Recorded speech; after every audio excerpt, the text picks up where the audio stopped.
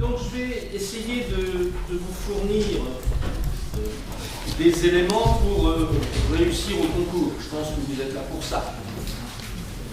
Donc des éléments, ce qui veut dire que je n'ai pas véritablement pensé ça comme une conférence que j'aurais centrée moi-même. J'ai essayé de voir un peu la question, de voir en quoi je pouvais vous être utile. J'ai fait le pari, et c'est absolument pas une insulte, que vous n'êtes pas tous géographes, loin de là. Vous êtes d'origine disciplinaire différente, et donc je me suis permis, je vais refaire des rappels qui vont peut-être vous paraître basiques. Mais je pense que pour avoir les idées claires dans une copie de concours, il faut peut-être aussi partir de choses basiques. Donc, mon idée, c'est de m'intéresser à la question, comme ça m'a été demandé, des inégalités et des populations, population au singulier et inégalité au pluriel, et voir en même temps que l'apport peut-être d'éléments d'exemple, de connaissances factuelles, avoir une réflexion en parallèle sur la façon dont j'ai construit cet objet de recherche et dont il a été possible de le construire. Alors, mon questionnement initial, je vais y revenir, c'est celui d'un enseignant de terrain, un enseignant de ZEP, confronté à des difficultés, aux difficultés de ses élèves pour arriver à un certain niveau scolaire. En même temps, en parallèle de mon activité d'enseignant dans le secondaire, je menais des recherches et dans une posture de géographie sociale. Et là encore, je vais rapidement essayer de vous présenter la façon dont je vois la géographie sociale. Et je le dis, je mets le pronom personnel au singulier, non pas par vantardise, mais bien pour rappeler que c'est une posture de chercheur confronté, de chercheur qui est en même temps un acteur de terrain, qui est confronté, et que je ne suis pas là pour représenter l'école française de géographie sociale. Et puis, dans ces éléments qui m'ont permis de travailler sur cette question-là, il y a la question de l'accès aux données statistiques. Et on a là des sources, j'y reviendrai, qui sont officielles, qui sont nombreuses, mais qui sont discontinues ou qui sont incomplètes. Sur la question de la scolarisation de l'école, avoir des données sur le corps enseignant, c'est s'attaquer à la Banque de France. Tout est renfermé, tout est verrouillé, on ne peut pas caractériser les établissements scolaires, par exemple, à travers le corps enseignant, son ancienneté, son niveau de salaire, etc. etc. Et puis, ce qui cadre aussi mon intervention, et vous comprendrez peut-être mieux après que j'ai présenté ma façon de voir les choses, c'est le fait que c'est une géographie qui est confrontée. Alors ce matin, vous avez compris que l'espace était compliqué. C'est une géographie qui prend en compte à la fois les politiques publiques et puis les pratiques individuelles. Et donc c'est cette articulation au sein d'une population, des réactions aux politiques publiques qui me paraît intéressante dans le domaine de l'étude de ces faits scolaires. Alors pour faire un petit peu de préhistoire, ça nous ramène aux années 1975, 1980, pour vous c'est loin. J'étais enseignant débutant dans un collège rural, parce qu'à l'époque, les débutants, on les envoyait à la campagne. Ce qui n'est pas de se rapprocher des grandes villes et des banlieues. Ils étaient envoyés à la campagne. Et dans cette campagne, j'étais confronté à des élèves qui ne connaissaient pas la ville. Ils étaient à une quarantaine de kilomètres de la grande ville, Le Mans. C'était des élèves d'origine rurale, et pour bien mesurer là encore l'évolution sociale, le tiers d'entre eux étaient enfants d'agriculteurs. Et parmi ces enfants d'agriculteurs, il y en avait un certain nombre qui étaient internes, parce que les circuits de transport scolaire n'étaient pas aussi développés qu'aujourd'hui, et donc ils dormaient à l'internat. Et j'avais entrepris une maîtrise à l'époque sur l'espace vécu de ces élèves, et je me suis rendu compte, au bout de mes travaux, que les garçons, fils d'agriculteurs internes, avaient tous abandonné le projet de reprendre l'exploitation agricole dès la fin de la 5e. C'est-à-dire qu'en tant qu'enseignant, je contribuais à la non-reproduction sociale familiale et que l'école écartait les enfants du métier d'origine des parents. Et puis en fin de 3e, tous les garçons internes avaient abandonné ce projet. Et pour les filles, la question ne se posait pas. Il n'y avait pas de désir particulier d'entrer dans la vie publique. Étant un peu plus âgé dans la profession, avec 2 ans d'ancienneté, je me suis retrouvé dans une banlieue. Une banlieue qui est devenue une Z par la suite. Et là, j'ai été confronté à un autre problème. C'était une petite ville peuplée essentiellement d'ouvriers de la métallurgie. Pour une part, des ouvriers originaires des pays de l'Est, hein, des émigrés russes, des immigrés polonais, certains étant émigrés politiques parmi les Russes. Et il y avait une culture à la maison qui était encore la culture des pays de l'Est et une culture scolaire qui n'était pas la culture la plus valorisée à la maison. Et donc, j'ai été confronté à une réadaptation dans la pratique d'enseignement. Dans le même temps, il y a eu des transformations importantes, entre autres à partir de 1981, les politiques en faveur de l'éducation prioritaire.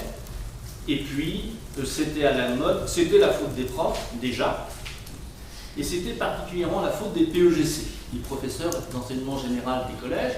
Il faut dire que parmi les députés socialistes, il y avait au moins un tiers d'entre eux, sinon la moitié, qui étaient des PEGC. Et donc, on ne les délégitimait pas en tant que parlementaires, mais on les délégitimait à travers leur ancien métier. Et il y avait un scandale aux yeux de la droite à l'époque, c'est que c'était des enseignants bivalents. Ils enseignaient le français et une autre discipline, ou les mathématiques et une autre discipline. Et c'était de leur faute, la bivalence était très mauvaise. Si on regarde dans les programmes aujourd'hui, on parle de réintroduire la bivalence dans le corps enseignant. Donc, 40 ans plus tard, la boucle est bouclée. Bon. Ce n'est pas le souci pour vous aujourd'hui, je le comprends. Alors, cette recherche, elle est passée de l'espace vécu à la recherche portant sur les inégalités. Et puis à Caen, ça bougeait à l'époque. C'était l'époque de la formalisation de la géographie sociale, qui a succédé localement à l'observation de l'espace vécu. Et donc, je me suis, par commodité, je dirais, engagé dans cette approche de géographie sociale. Et puis ça a été facilité, cette recherche, parce que jusqu'en 83, il n'y avait aucune donnée publique sur le fonctionnement de l'école. On ne pouvait même pas avoir les résultats, les taux de réussite aux examens. Tout était verrouillé, on ne pouvait pas avoir les origines sociales des élèves par établissement, etc. etc. Et puis, donc, je me suis engagé dans un travail de recherche au sein de l'équipe, et en même temps, j'ai continué mes lectures, et j'ai croisé 2 ouvrages, un peu plus tard, vous voyez, au début des années 2000, celui de Gilles Valentine, Social Geography, donc l'espace et la société, et puis un petit peu après, celui de Ruth Panelli, Géographie sociale, des différences à l'action.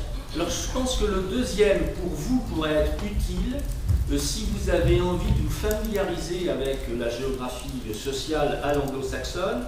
C'est un ouvrage qui traite donc d'une approche théorique de l'espace et des relations sociales dans l'espace, et qui en même temps présente les auteurs des théories, des travaux, avec une approche biographique des auteurs qui est intéressante. Donc voilà pour le grand cadrage de mon intervention. Donc, je vous dis, je fais de la géographie sociale. Pour certains, ça peut paraître évident. Pour d'autres, ce n'est pas forcément évident. Certains vous diront qu'il faut une géographie des territoires, par exemple.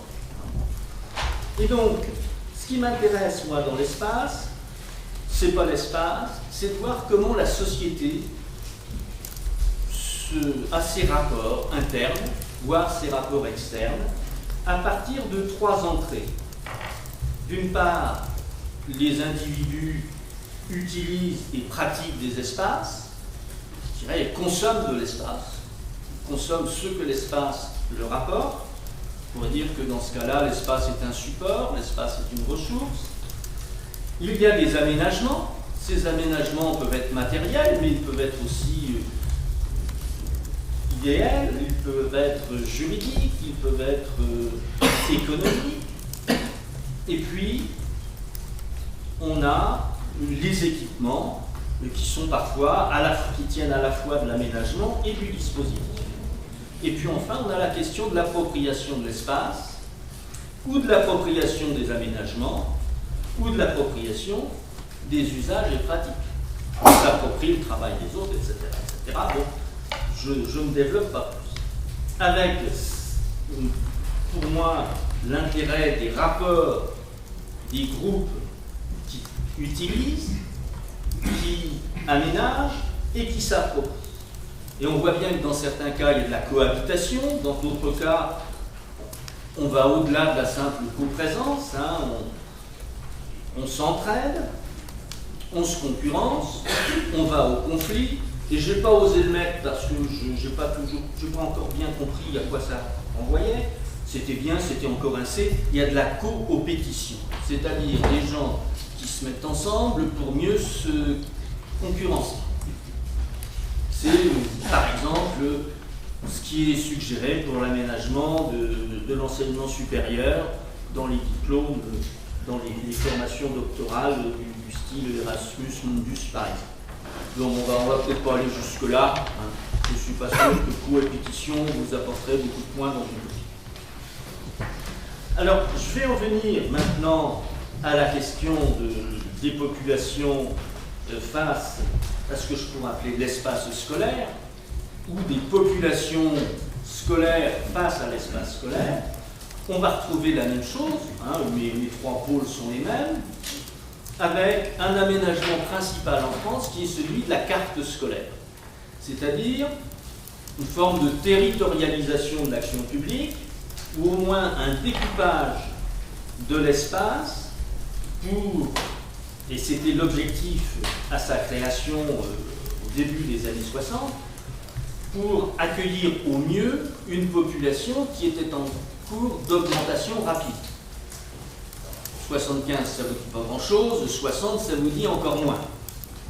Mais en 59, fin 59, début 60, il y a une réforme importante qui prévoit que la scolarité va être allongée jusqu'à 16 ans et qu'on va pouvoir l'anticiper avant l'âge obligatoire en permettant la création d'écoles maternelles.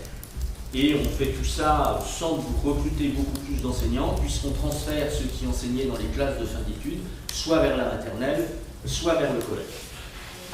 Et donc, on a là une justification principale qui est de dire tous les établissements scolaires se valent, donc les parents n'ont pas à choisir l'établissement de leur enfant, et comme ça, on peut accueillir tout le monde. Mais aussitôt, on se rend compte que ça ne marche pas comme ça, que la carte scolaire n'est pas forcément respectée de plusieurs façons. On recourt à l'enseignement privé, on recourt à d'autres établissements publics que celui dans lequel on devrait mettre ses enfants. Et puis, donc, on le fait soit légalement, soit clandestinement. Légalement, c'est la dérogation. Clandestinement, c'est la fausse adresse. Il y a eu des travaux de fait là-dessus.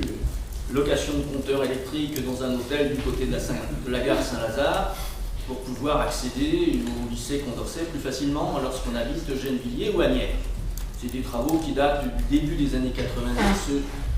Je vous donnerai la référence ultérieurement si vous avez envie d'aller voir ça, c'est une petite curiosité.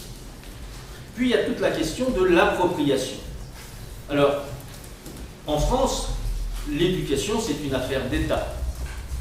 L'une des missions de l'école, vous le savez, c'est la reproduction sociale. L'État doit garantir sa reproduction, garantir la reproduction de la société dans une forme de stabilité. Ça date du début de l'école publique, principalement après les lois Ferry.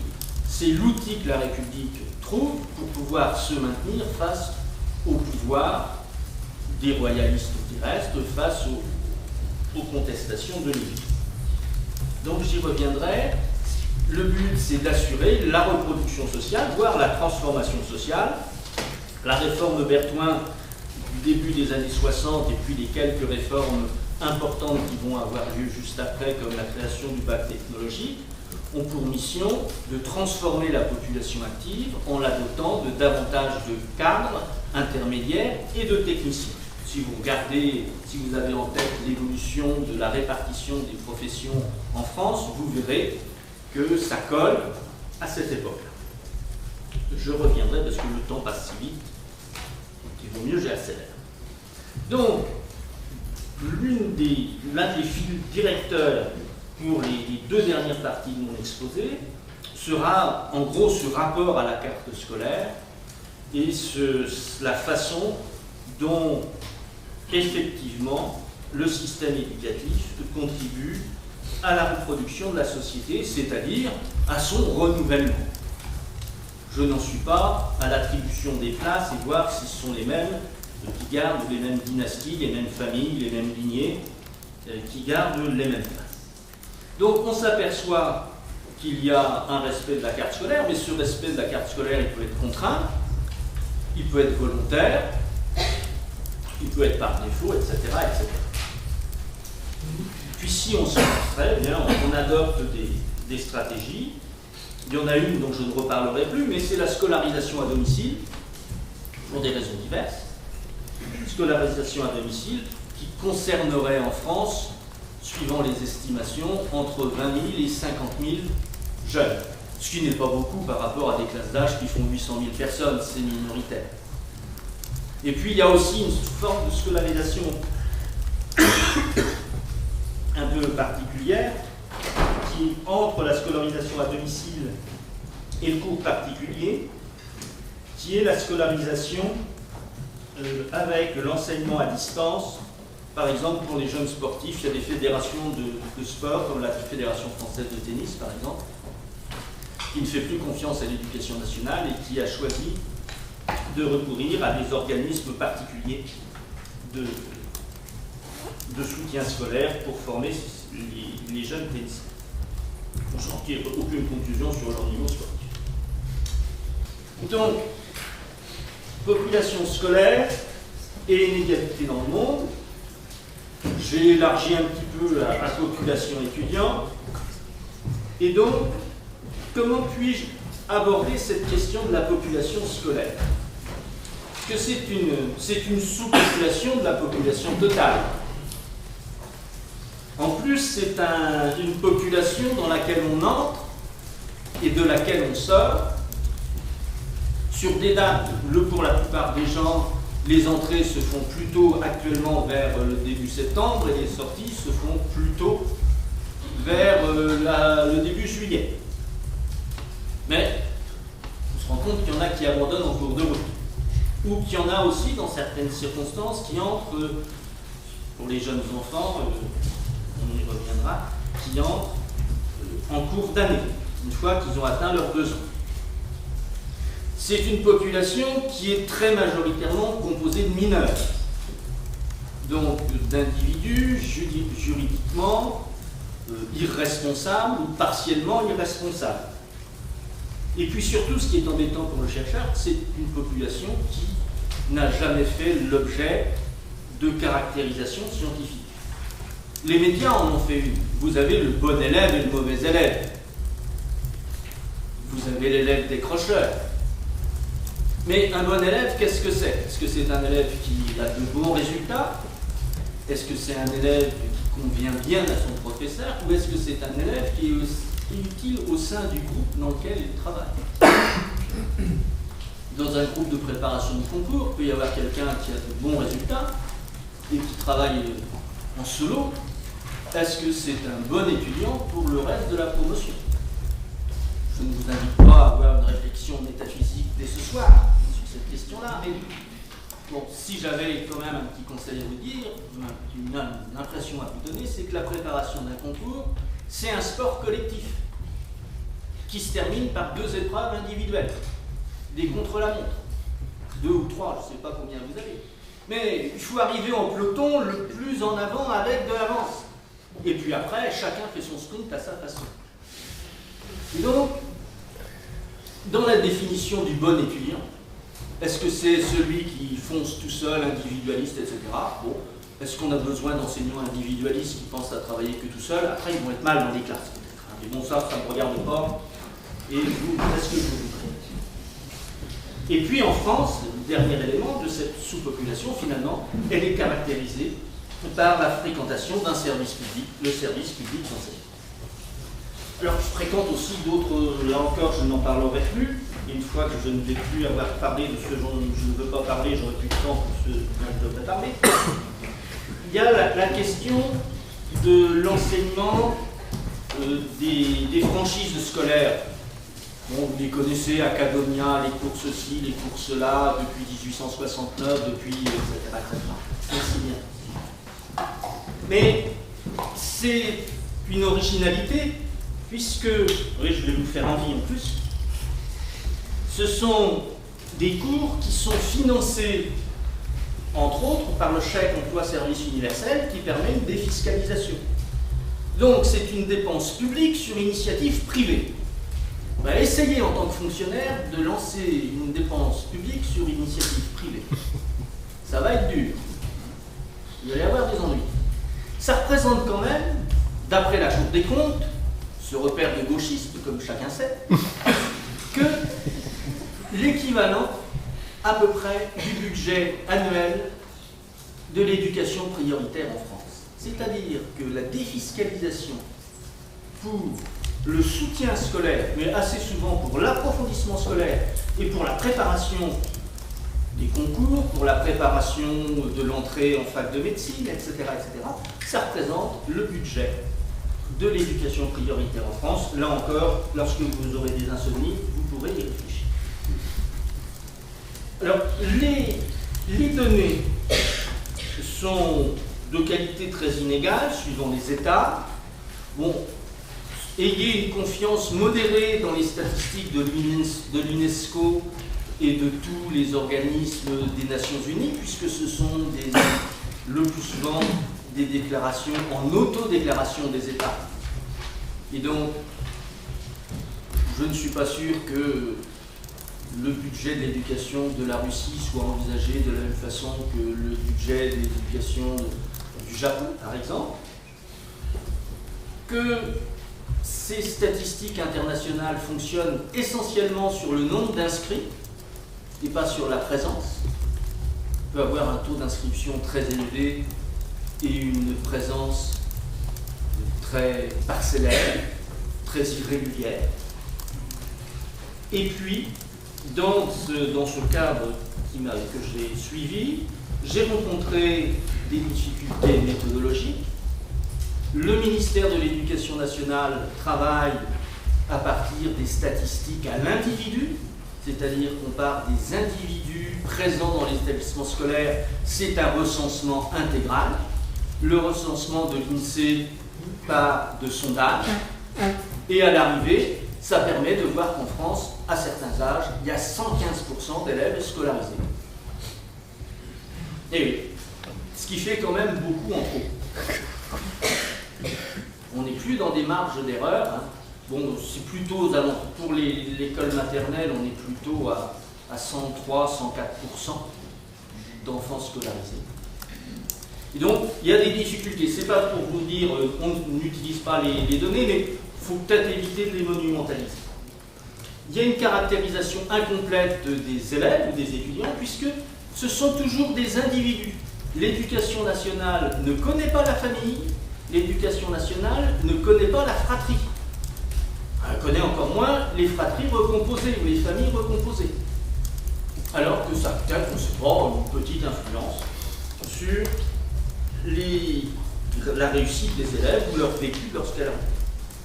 Il n'y a pas de possibilité de suivi longitudinal. On peut toujours savoir où est l'élève l'année d'avant, mais on ne peut pas savoir au moment du bac où il était 10 ans plus tôt. Et donc, c'est une population qu'on ne peut saisir que par instantané décalé dans le temps. Alors, de façon à bien vous décourager encore, la question des inégalités, les géographes ne connaissent pas. Prenez les dictionnaires de géographie. Je ne suis pas allé voir sur Cybergéo, mais en aparté, j'en ai discuté sur Cybergéo, ça y est pas non plus. Le terme égalité n'existe pas pour les géographes, et le terme inégalité n'existe que dans le dictionnaire Les mots de la géographie. Et différences perçues ou vécues comme injustice n'assurant pas les mêmes chances à chacun. L'auteur, c'est Roger Brunet. Je ne pensais pas à ce point qu'il était un géographe des perceptions et des représentations. Et c'est le seul qui en parle. Mais c'est pas inintéressant, hein. Et il n'y a que ça, c'est un article qui fait 20 lignes, ce qui n'est pas beaucoup pour une définition dans ce livre. L'inégalité, elle apparaît seulement véritablement dans le dictionnaire de sociologie, distribution non uniforme d'un bien matériel ou symbolique socialement valorisé parmi les membres d'une société. En tant que géographe, si je voulais donner une définition rapide et peut-être limitée de la géographie, je dirais que faire de la géographie, c'est différencier l'espace. C'est regarder si c'est partout pareil. À partir du moment où on dit qu'il y a une distribution non uniforme, j'ai sans doute moyen de faire de la géographie. Et puis, dans le dictionnaire de sociologie, ça renvoie à l'inégalité des chances scolaires. C'est un texte de Budon de 1973. Les références seront à la fin, puis vous aurez moyen d'y accéder, je vous expliquerai plus tard. Et donc, on a là quelque chose qui fait que le géographe peut s'y intéresser. Alors, question de l'inégalité, finalement, là je vais peut-être entrer dans des choses plus utiles pour vous. Qu'est-ce qu'on mesure en termes d'inégalité? Est-ce qu'on utilise la notion des droits? Est-ce que les droits sont les mêmes partout dans l'espace, en termes de scolarité? Est-ce que le traitement des élèves est le même partout? Est-ce qu'on a un système sélectif? Est-ce qu'on a un système sans aucune contrainte? Est-ce qu'on regarde les chances des individus dans cette mission de reproduction sociale? Est-ce que c'est une chance ou un risque? Est-ce qu'ils ont seulement le risque d'avoir une profession inférieure à celle de leurs parents? Est-ce qu'ils ont la chance d'avoir une profession égale ou supérieure à celle de leurs parents? Bon, puisque c'est... etc. etc. Je ne développe pas, vous pourrez faire des variations là-dessus. Et puis, il y a les questions subsidiaires, qui sont sans doute les plus gênantes, surtout pour vous. Alors là, en termes de position ontologique, je pense là encore que vous allez être en pleine insomnie d'ici quelques temps. C'est que, en préparant un concours, vous vous inscrivez dans une hiérarchie des formations. Et vous vous placez nettement dans la position d'être celui qui est avant le premier collé. Et donc, vous partagez le groupe en deux et vous établissez une hiérarchie, vous considérez que c'est votre travail qui vous permet d'arriver. Et là, c'est entré dans la loi, ce n'est pas considéré comme une inégalité, c'est simplement un partage de la société en fonction de compétences, et donc on n'est pas dans les inégalités. Mais ceux qui voudraient vraiment se faire du mal pourraient penser qu'ils s'inscrivent dans l'inégalité. Et puis, je reviens sur cette question de la caractérisation des élèves. Est-ce qu'on, lorsqu'on s'intéresse aux élèves, on est dans une question d'identité collective? Ce sont les élèves de classe prépa, ce sont les élèves de première, ce sont les élèves de telle section. Ou est-ce qu'on est sur une identité fondée sur l'individu et sur ce que l'on appelle en politique le mérite, la bourse au mérite, Bon. Est-ce que je vais être très, très bête, hein, mais est-ce que le fils ou la fille d'un couple d'enseignants du supérieur, et on en est à la 4e génération d'enseignants du supérieur dans la famille, qui a une mention supérieure à la mention assez bien au bac, a du mérite par rapport à l'enfant d'immigrés, je fais dans la caricature, arrivé depuis moins de 3 ans en France, et dont les parents sont illégaux, et qui n'a qu'une mention passable au bac. Lequel a le plus de mérite? Alors vous allez me dire, ça y est, il fait de la philo, il fait de la morale et le concours dans tout ça. Ben, on va y revenir, parce que ça permet peut-être aussi, cette question-là, de s'interroger à l'identité des élèves, non plus sur leurs attributs particuliers, mais sur leur modalité de relation. Finalement, avoir une identité, c'est être, sans doute pour soi, c'est quand même assez bien d'être satisfait de sa propre identité, mais c'est aussi entrer en relation avec les autres. Et d'une certaine façon, votre identité, vous la travaillez, ou vous l'assumez en fonction de votre relation aux autres. Mais en tant qu'élève ou étudiant, vous l'assumez aussi dans votre relation au savoir. Et ça, c'est quelque chose finalement dont je parle, mais sur lequel j'ai peu de sources. Mais je pense que c'est pas forcément inintéressant d'y réfléchir. Alors, mon approche véritable, en 25 minutes à peu près maintenant, va se faire en 3 temps. Là, j'essaye de vous donner des éléments d'exemple pour travailler les questions la question que vous avez au programme. Je vais donc partir dans un premier temps rapide de quelques inégalités au niveau interétatique. Bon, c'est pour avoir l'échelle qui vous convient. Il y a peut-être, non, j'ai pas fait de regroupement par continent, ça pourrait peut-être être utile. Mais bon, vous trouverez ça dans les sources que je vais vous donner. Dans un deuxième temps, je partirai de l'exemple de l'école maternelle en France, de la scolarisation avant la scolarité obligatoire. Et puis dans un troisième temps, je m'intéresserai à la réussite et à l'échec scolaire, à la fois dans une dimension sociale et géographique, donc je serai dans le socio-spatial. Oui, ça va, c'est à peu près lisible.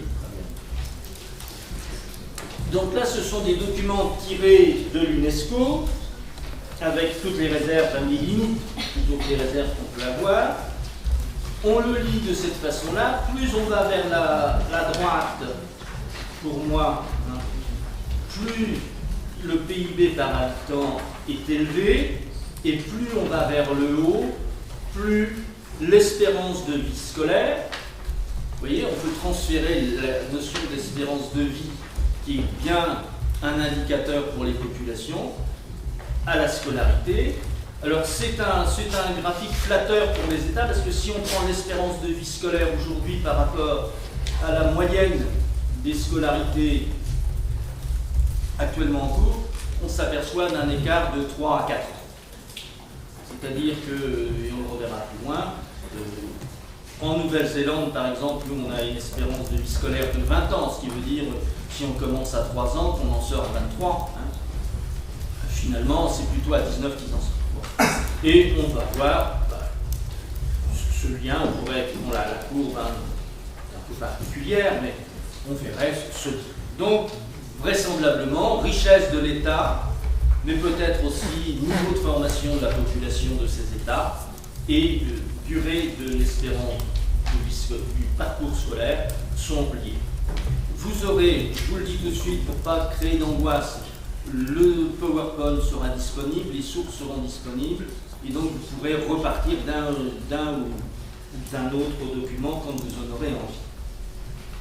Si on regarde les durées moyennes de scolarité, alors j'ai repris les couleurs traditionnelles, hein, le bleu pour les garçons, le rose pour les filles, il ne faut pas brusquer le public. On s'aperçoit que dans presque tous les pays, la scolarité des filles dure moins longtemps en moyenne que la scolarité des garçons. Il y a 2 États sur l'ensemble de la série, où c'est pas vrai, c'est en Norvège et aux États-Unis, où les filles ont entre 4 et 6 mois de scolarité de plus que les garçons en moyenne. Par contre, dans de nombreux États, les filles ont une scolarité inférieure, d'une durée inférieure de moitié à celle des garçons. Vous avez là donc les 5 derniers États d'après le classement selon l'IDH, et là vous avez les 5 premiers États, plus la France que j'ai mis pour que éventuellement vous ayez une référence pour la France, si la question vous permet de la sortir. Si on regarde ce qui se passe dans le monde entier en nombre d'États, donc j'ai varié aussi les indicateurs, hein, pensez à ça dans une argumentation à varier les types d'indicateurs. Là c'est en nombre d'États. Lorsque la colonne bleue montre le nombre d'États où il y a plus de garçons dans l'école primaire que de filles. Ici, en vert, il y a autant de garçons que de filles à l'école primaire. Et ici, en rose, il y a plus de filles que de garçons à l'école primaire. Premier cycle du secondaire, second cycle du secondaire. Plus ça devient sérieux, moins il y a de filles. Ce qui, en termes de développement, peut poser quand même des questions. Hein, si vous lisez ce qui se passe en Afrique, le rôle des femmes alphabétisées dans l'évolution de certains États, vous verrez que ce n'est pas une question mineure, mais là encore, c'est juste, je dirais, une façon d'attirer votre attention sur la question et vous engrangerez les arguments. Alors, je vous parlais de la qualité des données, ben, on s'aperçoit que des États comme le Canada ou l'Allemagne fédérale sont comme des États d'Afrique. Ils ne fournissent pas de données sur l'enseignement supérieur. Peut-être parce que ce n'est plus un problème. Peut-être que ce n'est plus un souci politique. Mais c'est assez surprenant. Bon, on retrouve ce partage de l'enseignement supérieur entre, on peut dire, l'Occident plus la Russie, et puis quelques États développés dessus. Mais en fonction de l'heure, j'accélère. On pourrait traiter ça au résultat du fonctionnement du système éducatif en regardant bien le pourcentage des gens de plus de 15 ans qui sont analphabètes. Et on voit que dans le monde, ça va de l'absence d'analphabètes et d'autres États, principalement l'Afrique subsaharienne, où on est à 75% d'analphabètes dans la population. Donc, si je veux résumer, là encore à la hache, un lien entre la richesse nationale et les niveaux de formation moyens, la prédominance des hommes dans l'accès et dans la poursuite des études, et puis des écarts qui s'accroissent au fil et à mesure de l'avancée dans le parcours scolaire. Deuxième temps, sauf s'il y a une question, mais peut-être vous la notez puis vous la poserez à la fin. Deuxième temps, donc, les inégalités à partir de l'enseignement préélémentaire. Donc l'école maternelle pour dire les choses rapidement. Alors je reviens en préalable sur la difficulté pour le géographe au départ de faire une géographie de l'école. Puisqu'on a un dispositif homogène, normalement, il n'y a pas de différence, il n'y a rien à voir en termes de différence, donc c'est pas besoin de faire de la géographie. C'est homogène par les programmes et les horaires, avec des petites adaptations qui commencent à arriver. C'est homogène encore, en théorie, par le recrutement des personnels, par les concours, mais on sait bien qu'il y a du recrutement qui se fait en dehors des concours et qui représente une proportion relativement importante des enseignants. Mais ça, je ne peux pas le savoir pour un établissement. Quel est le nombre de certifiés dans l'établissement qui a eu son CAPES par concours? Quel est le nombre de certifiés qui a eu son CAPES par intégration, après avoir été recruté comme maître auxiliaire, comme on disait à une époque.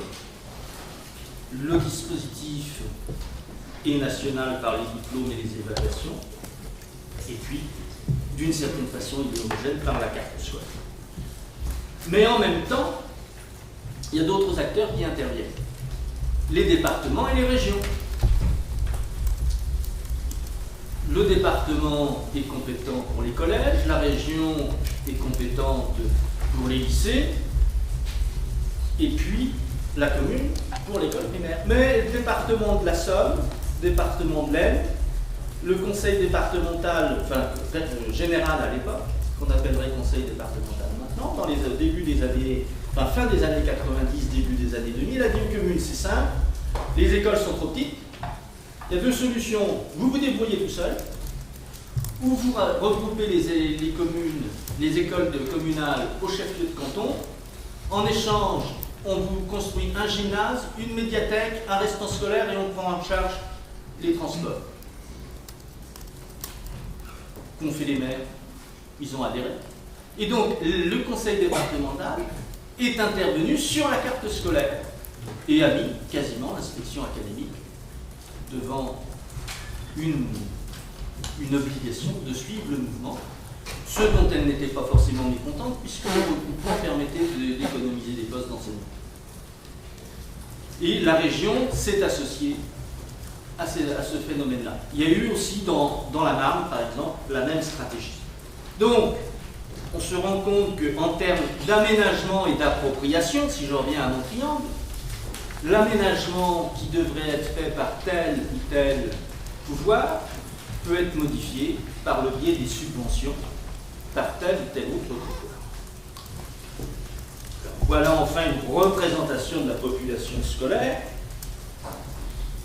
Alors, dans son sens large. Bon, après, la statistique n'est plus intéressante puisqu'on a, pour les 30 ans et plus, les données, mais la colonne n'aurait plus aucune signification. Donc si je reprends ce graphique, je n'ai pas mis les moins de 2 ans, donc les jeunes qui sont dans leur première ou leur deuxième année, qui n'ont pas encore eu leur deuxième anniversaire, non scolarisés à 2 ans, vous voyez, plus de 700 000 individus sur une classe d'âge d'environ 100 000. Et puis, il y en a un petit groupe ici qui est scolarisé, qui représente à peu près, en 2014, 12-13% de la classe d'âge. À partir de 3 ans, presque tout le monde est scolarisé, mais il y a un petit peu de déficit quand même. Il y a 4-5% de familles qui ne mettent pas l'enfant à l'école maternelle. C'est encore la même chose à 4 ans. À 5 ans, tout le monde est à l'école maternelle, à part des enfants qui ne sont pas dans un état psychologique ou sanitaire permettant leur scolarisation. Et là encore, les données ne sont pas forcément très fiables, c'est aux alentours de 30-40 000 jeunes. À partir de 6 ans, on voit qu'il y a déjà un petit décalage. Il y a quelques élèves qui sont encore à l'école maternelle à 6 ans. Et puis, lorsqu'on va vers l'enseignement secondaire, on voit que dès 10 ans, il y en a qui sont en 6e. Mais par contre, qu'à 11 ans, il y en a qui sont encore en CM2. Et puis, on verrait qu'à 12 ans, il y en a une fraction dont elle n'apparaît pas sur le graphique. Il y a une fraction aussi d'élèves qui ne sont pas dans le cycle qu'il faudrait. Et puis, le plus important, me semble-t-il, en termes à la fois de différences sociales et de différences spatiales, c'est ce qui se passe à partir de 14-15 ans, où on a une diversification des formations suivies, et puis on a une augmentation progressive des sorties d'études avec ou sans diplôme. Et puis vous avez là l'apparition des études supérieures. Mais représentez-vous bien que cette population scolaire, elle change d'année en année. Et elle change aussi en fonction des lois qui sont appliquées. Alors, je ne m'attarde pas sur la carte, on n'a pas le temps.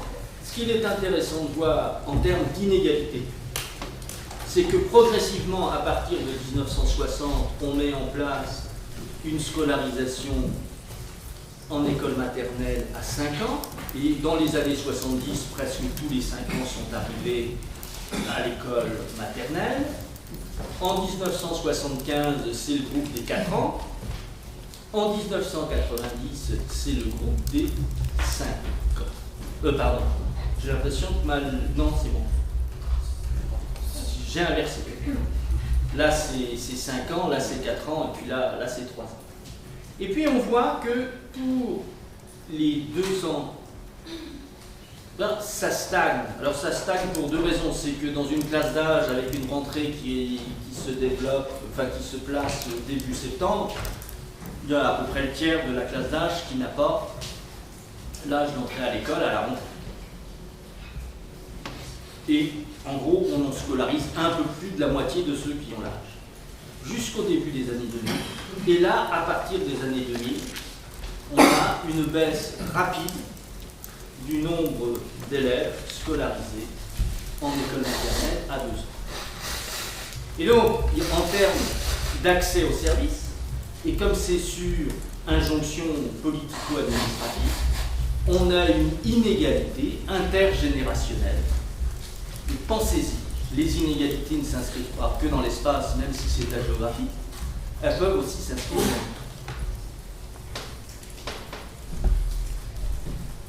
Deuxième document, par rapport aux inégalités, là encore un peu simpliste, les communes de France équipées d'au moins une classe maternelle ou d'une classe enfantine.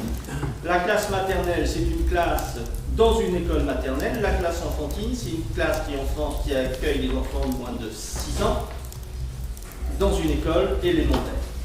Et parfois dans un cours multiple avec des élèves d'un autre niveau. Alors, vous avez, là encore, il faut relativiser. Vous avez des effets de structure de la population générale. Le centre de la Corse, c'est parce qu'il y a peu de jeunes familles avec enfants ayant besoin d'une école maternelle. Mais si on prend la Basse-Normandie, on va se rendre compte que ça tient à la taille des communes. Je ne sais pas si vous avez en tête les départements français, mais un département comme le Calvados a la même surface qu'un département comme les Bouches-du-Rhône. Ils n'ont pas la même population et ils n'ont pas le même nombre de communes. Le Calvados a 710 communes, les Bouches-du-Rhône en ont 105. Donc la taille de la maille communale, si vous travaillez sur les inégalités entre communes, va avoir de l'influence. Et puis on retrouve des paquets ou des groupes régionaux, le Nord principalement, la région parisienne, le Grand Ouest, le pourtour méditerranéen, où l'on a un équipement fort en école maternelle ou en classe maternelle dans les communes. Ça tient à trois choses. La taille des mailles communales et la population communale, ça c'est un effet de structure de la population générale. Ça tient à la présence de l'enseignement privé. Lorsque l'on a concurrence entre l'enseignement privé, et c'est le cas particulièrement de la Bretagne à l'exception des Côtes d'Armor, il faut attirer le client, si je peux dire, dès le plus jeune âge. Et donc on ouvre les sections et ça favorise. Là, on ne refuse pas les enfants dès 2 ans, parce que si on ne met pas à 2 ans, si on ne peut pas le mettre à 2 ans dans le public, on va pouvoir le mettre à 2 ans dans le privé. Et un enfant qui entre dans un cycle, en général, il finit son cycle dans le même type d'enseignement. Et donc, vous avez un effet. Mais si je reprends ça en termes d'appropriation et de contrôle, l'enseignement privé, les écoles privées sont gérées par des associations communales. Et donc, on se rend compte que l'offre scolaire du service public national est gérée à travers le poids des associations du privé. Mais si on regarde en Bretagne, vous avez peut-être passé il y en a peut-être même qui sont originaires de Bretagne. Le 14 juillet, vous avez la kermesse de l'école publique, et le 15 août, vous avez la kermesse de l'école privée. Et l'amicale laïque intervient aussi dans le financement et dans le soutien à l'école. Les cantines sont parfois des cantines associatives, avec éventuellement une association commune de l'amicale laïque et du patronage pour gérer ensemble la cantine. Donc vous voyez que ce n'est pas aussi simple qu'on le pense, que c'est un phénomène à double détente. Il me reste 5 minutes avant les questions. Donc ça, vous le verrez vous-même. Si vous n'avez pas envie de le voir, vous gagnerez du temps. Ce qui me paraît plus important, à propos de cette école maternelle, et c'est pour cela que j'ai choisi, c'est qu'elle a un impact fort sur la scolarité ultérieure. Je ne m'attarderai qu'au graphique du haut, c'est pareil, celui du bas, vous le comprendrez, il n'est pas compliqué. Lorsque les enfants entrent à l'école maternelle à 2 ans, ben en 6e, il y en a 5% qui sont en avance. Et il y en a 15% qui sont en retard en 6e.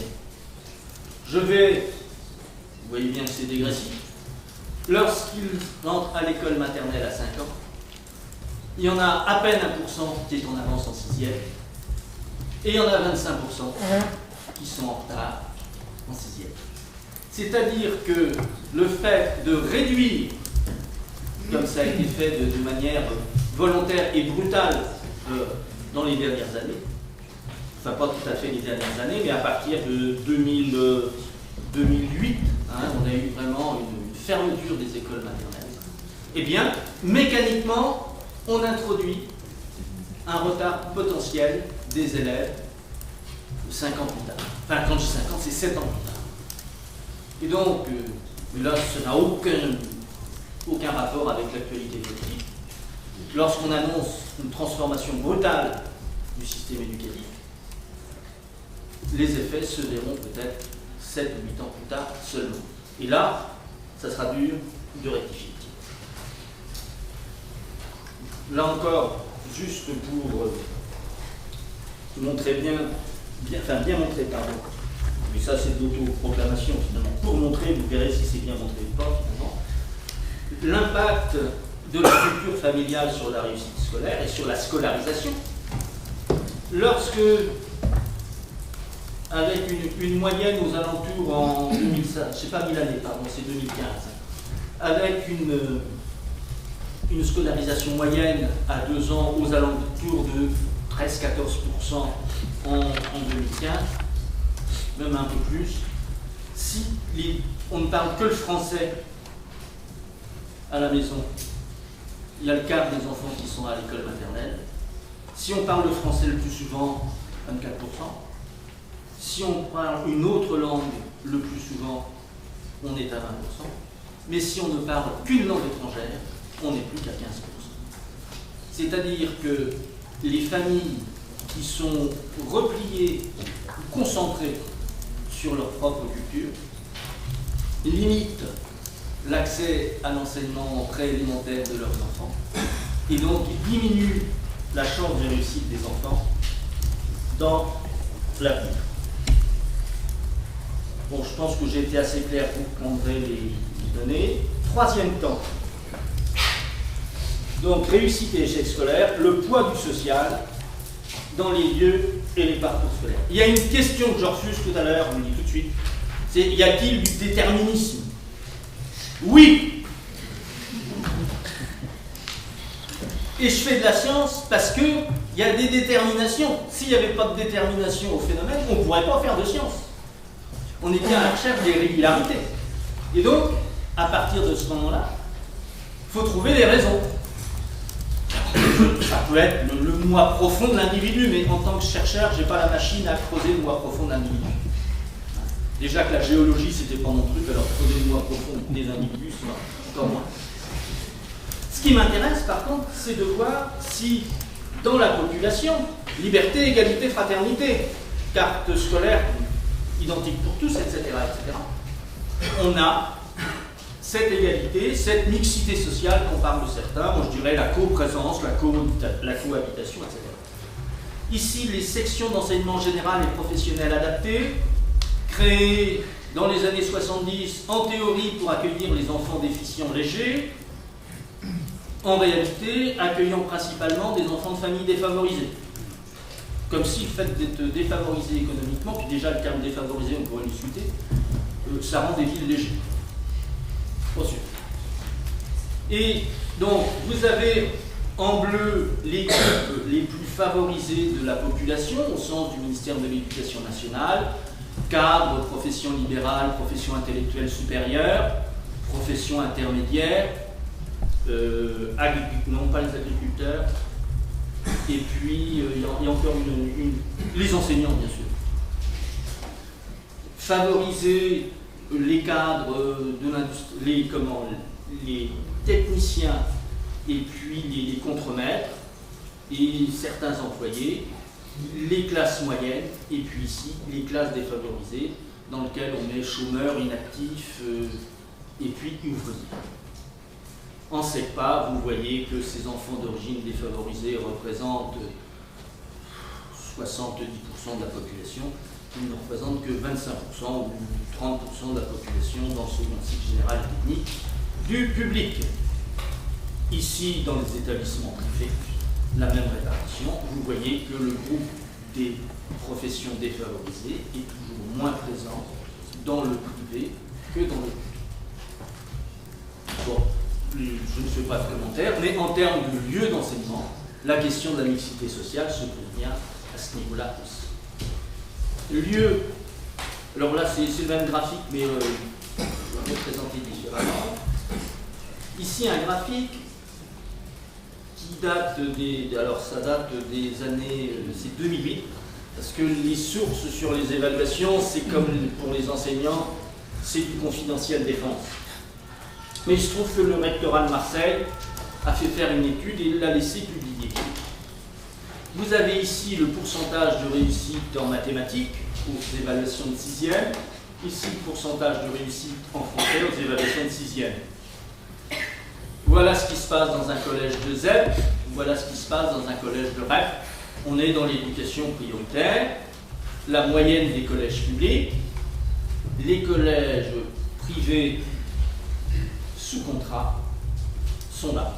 Donc les 4 types d'établissements regroupés, envisagés par l'éducation nationale, et puis ici on a les collèges publics hors éducation prioritaire.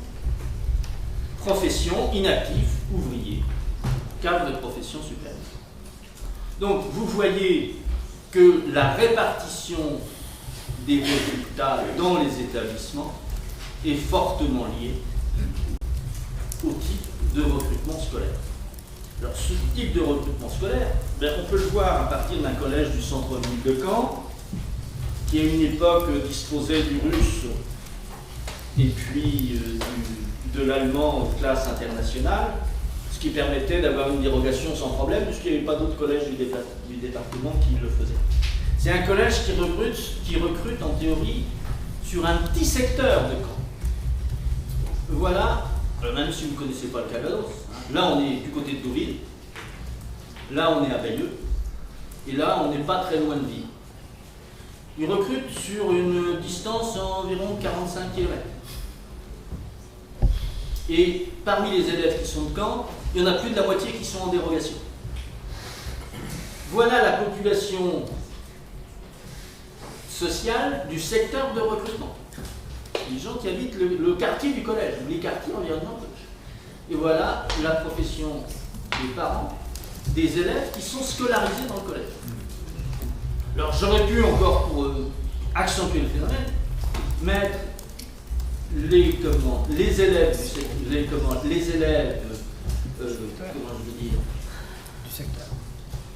de la ville de Caen et puis les élèves hors de la ville de Caen. Et là, on aurait vu que plus on va loin, plus on a une grosse voiture. Et vous allez devant ce collège-là, faire une enquête au faciès des voitures. Maintenant, il y a de la Dacia, mais c'est pour une autre raison. Mais c'est des 4x4, c'est des monospaces, etc., etc. Puis vous allez dans un collège de banlieue, vous allez avoir de la voiture lorsque les parents viennent chercher les élèves.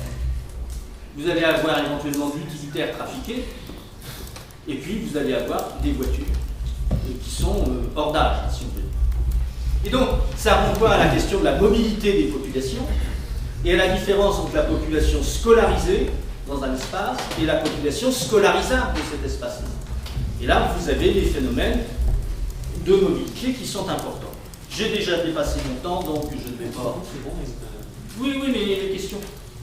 Ah, tu veux censurer la foule, d'accord. Je continue. Donc, on peut retrouver ça dans l'étude de... Toujours Marseille. C'est bizarre, mais à Marseille, il doit y avoir un problème. Il laisse travailler, à mon avis, il laisse trop travailler les chercheurs. Vous avez le travail de Gwenaëlle Audrin. Il y a beaucoup de choses qu'elle a écrites qui sont sur AL SHS. Vous connaissez cette ressource-là? Vous ne connaissez pas? Faut y aller. Faut y aller, c'est gratuit. Vous faites des recherches thématiques, mais vraiment c'est une ressource. Vous avez des thèses, vous avez des articles, vous avez des ouvrages. C'est gratuit, c'est... Puis en plus, normalement, je ne sais pas si vous le lycée ont le code pour accéder aux ressources du CNRS, mais vraiment, il y a beaucoup de choses à voir. Donc, allez voir les travaux de Gwenaëlle Autrin. Elle a travaillé sur les collèges de Marseille et sur l'évaporation des élèves. Les élèves qui habitent le quartier de la Jonquette, vous voyez à peu près où c'est dans Marseille. On n'est pas loin du centre-ville bien fréquenté. Ben, à 60%, les élèves qui sont dans le collège qui sont dans un collège sont dans le collège de secteur. Et puis, où ils sont dans le collège privé du quartier, où ils sont dans un collège public en dérogation, où ils sont dans un collège privé hors du quartier. Et puis voilà les Hauts-de-Sainte-Marthe. On est sur les hauteurs de Marseille, c'est là que ça chauffe, ça brûle, etc. Eh bien, les élèves qui sont dans le collège de quartier public sont minoritaires. C'est-à-dire que pour ces élèves-là, le service public gratuit de l'éducation nationale a une action minoritaire. Ça ressemble à une inégalité. Bon, et là, vous avez le même graphique que je vous ai fait. Pensez à ça aussi. Nombre brut, pourcentage. Bon, ça, je fais le travail de vos formateurs. Je devrais pas. Bon, cela, je le passe. J'ai des Lillois et des Maras. Ah, il y a des Lillois. Yara. Alors, ils vont pouvoir nous contredire. Le Nord est en force. Donc, là encore, ça date de 2008.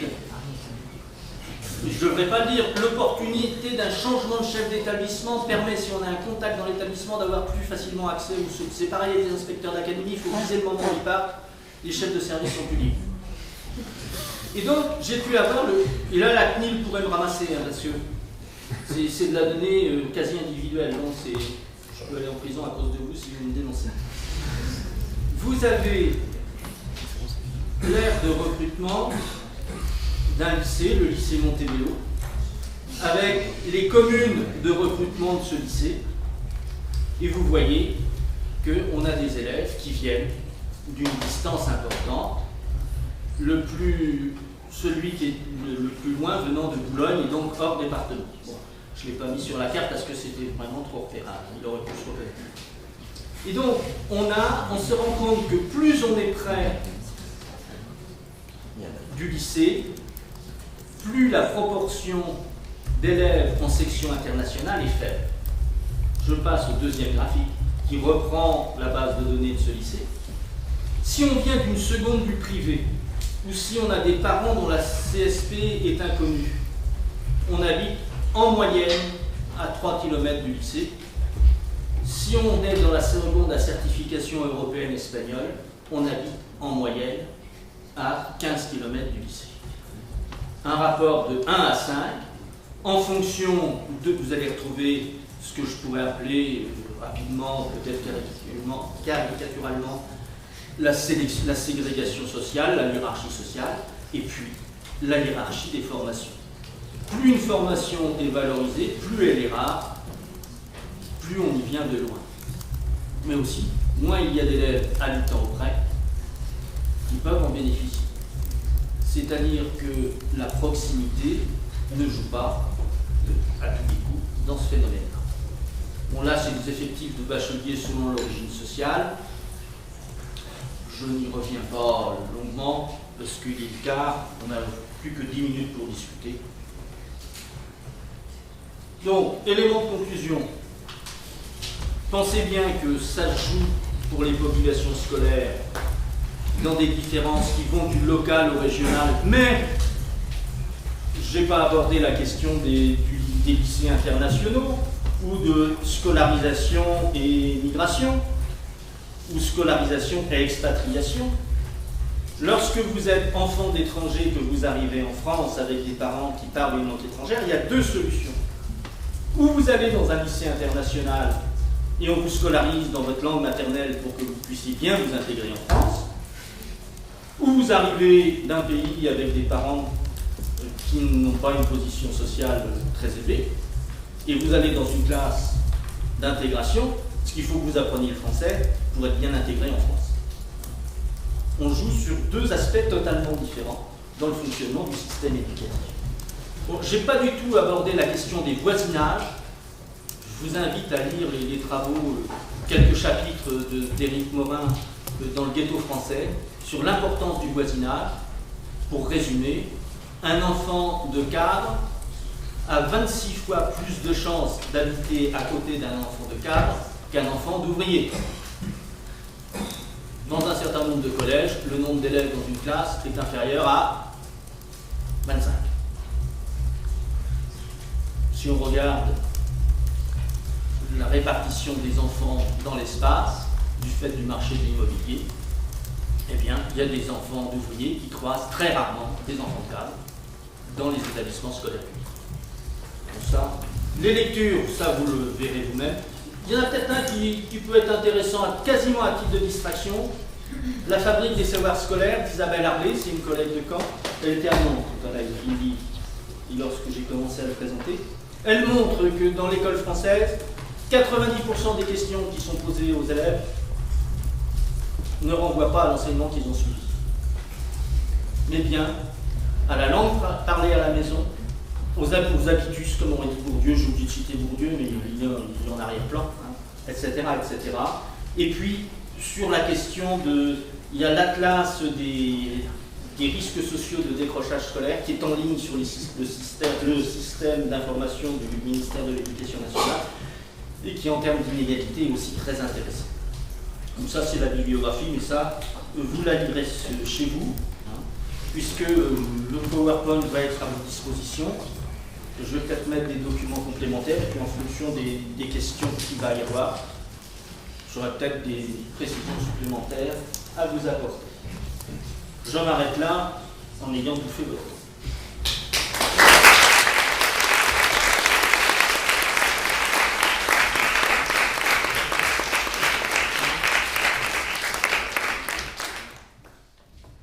À vous la parole.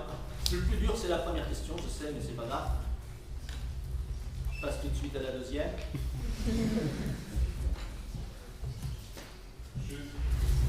Ou un complément, une contestation, tout est possible. Moi, je voulais revenir sur l'importance de la scolarisation en pré-élémentaire, Oui. donc en école maternelle, où on voyait effectivement dans le graphique très bien l'évolution ensuite du retard en 6e entre l'entrée à 2 ans et l'entrée à 5 ans. Et on a à l'heure actuelle un mouvement politique qui dit mais oui, il faut scolariser plus tôt, on a l'impression que c'est un enjeu important. Or, si on compare ce graphique-là au graphique qu'on a vu encore précédemment, on se rend compte qu'en fait, entre 2 et 3 ans, il n'y a pas véritablement d'évolution importante sur le taux de réussite en 6e. Or, si effectivement à 2 ans, on a des taux de scolarisation qui sont faibles, à 3 ans, on se rend compte qu'il y a déjà 95% au moins des enfants qui sont scolarisés. Donc, si on prend la scolarisation plus tardive 4-5, effectivement, il y a une dégradation, on va dire, du devenir scolaire qui est importante, mais qui fondamentalement touche une proportion extrêmement faible des enfants. Oui et non. Dans la mesure où il faudrait décomposer ce qui se passe à 2 ans avec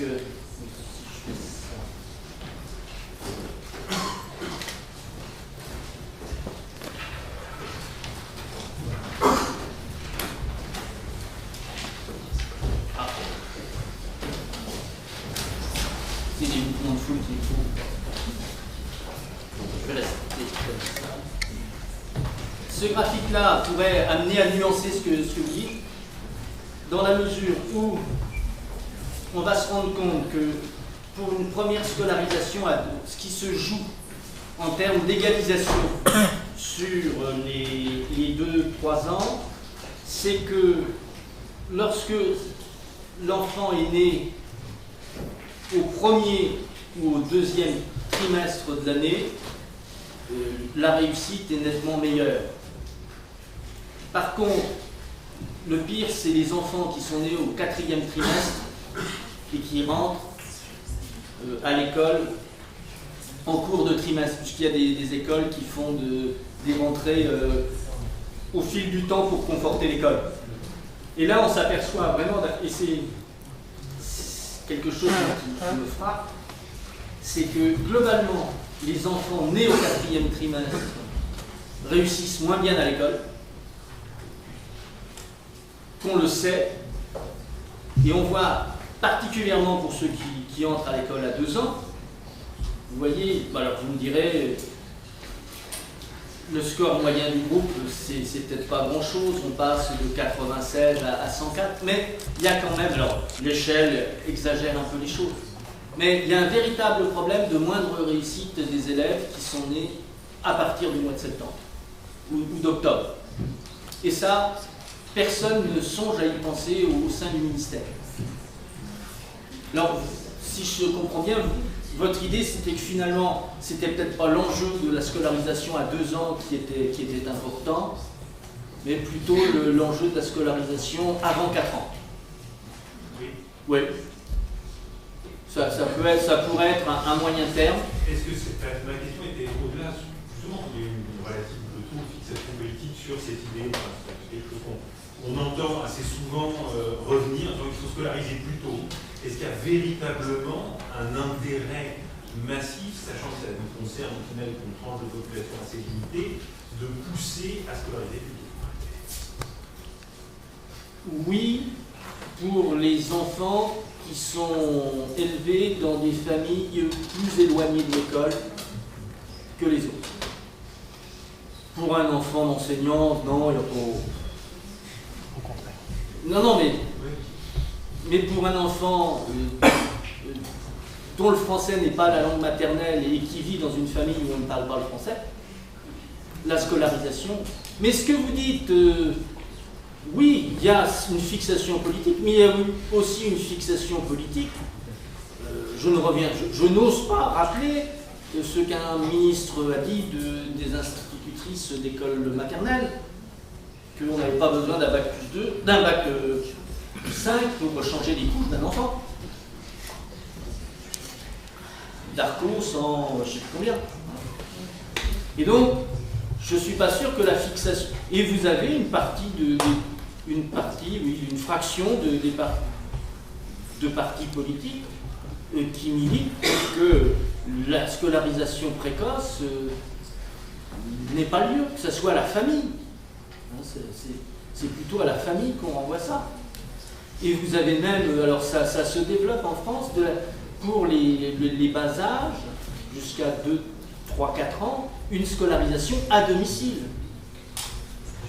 pour refuser l'effet pernicieux de l'école, entre autres avec la théorie du genre, dont on attend toujours le théoricien. Il y a des études de genre, mais il n'y a pas de théorie du genre. Ou alors je ne l'ai pas rencontré.